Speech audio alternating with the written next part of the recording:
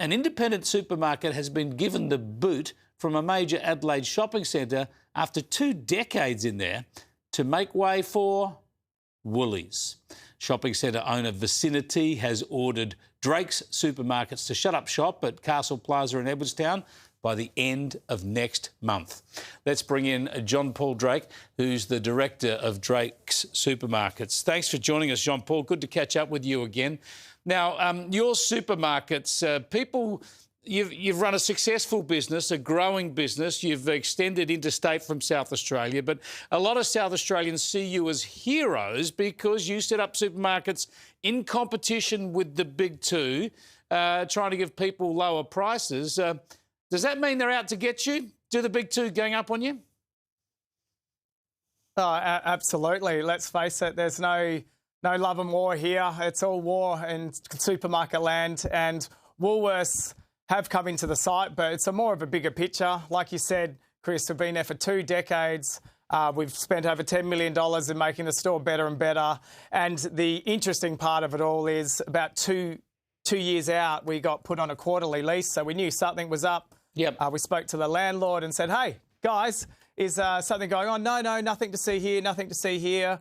And then we went on a monthly lease, nothing to see here. Obviously, we knew something was going on. And then evidently we find out a week ago that Woolworths will be in there and will be out in February the 28th.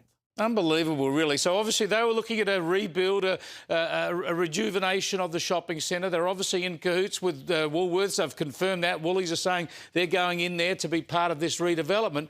Shouldn't the landlord at first have come to you to perhaps raise with you that they're doing this redevelopment and whether you might want to contribute and be part of that?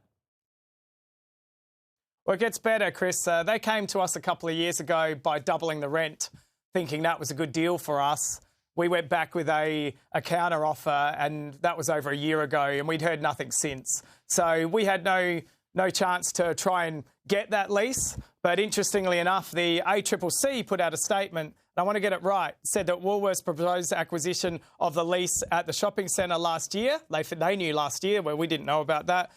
There was a low risk that the transaction would result in substantial lessening of competition. So just to put it into perspective, there is now 7 Woolworths stores, 5 Coles stores and 2 independents now because we're now within a 5K radius.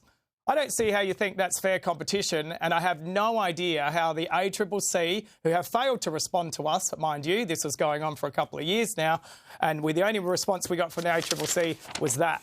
So you really have to wonder, if we're talking about fair competition, we need to make sure this process is transparent in regards to dealing with landlords, because you can't blame a landlord for taking double the money. Yeah. But the clear thing here, and the thing that we're angry about, is we had no chance to be able to even react to that. So if you take away the opportunity for the site, you reduce the competition. Now, I'm not the smartest guy in the room here, but we've got to understand that if the inflated market value is now seen in the 500, 600, 700s per square metre in a supermarket from 300, then you know that the independent sector cannot play in that water, and we will end up with only 2 players in the competition. It is amazing that the ACCC haven't taken a deeper interest in this, and we'll follow up with them to try and get a response, because that's exactly the case. You're diminishing competition, yet they give it a tick of approval. Tell us what's going to happen. Tell me how many staff you employ at that supermarket, whether you are going to look to reopen that supermarket somewhere nearby, or whether you can absorb those staff into other supermarkets. What's going to unfold here? Well, the biggest concern for us, obviously, is our team members. We have about 100 casual, permanent, part-time and salaried employees there. And we, obviously, our customers are going to miss out too. Our customers, they'll be lucky enough, they'll be able to talk to self-service registers in the future with Woolworths at that site.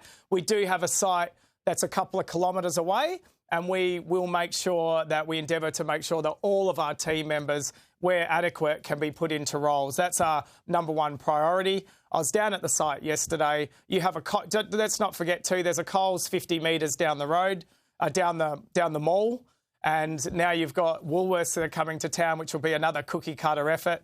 I'd like to say the Vicinity people never spoke to us. They had to put out a press release after the news got out yesterday, but I like their last comment in their press release. Our priority is ensuring the centre continues to provide a convenient and compelling retail experience for our customer. Now, I can assure you, Chris, you know what we're like. We have some of the best supermarkets in Australia right here in South Australia. I would like to find any Woolworths that is better than our best store on the planet. We will see. A fascinating development. I think it applies to the whole country because we need competition in that retail sector, and this is a classic example of how tough it is going up against the big two. Thanks so much for joining us, John Paul, and let us know if there's any developments. Thanks, Chris. Will do.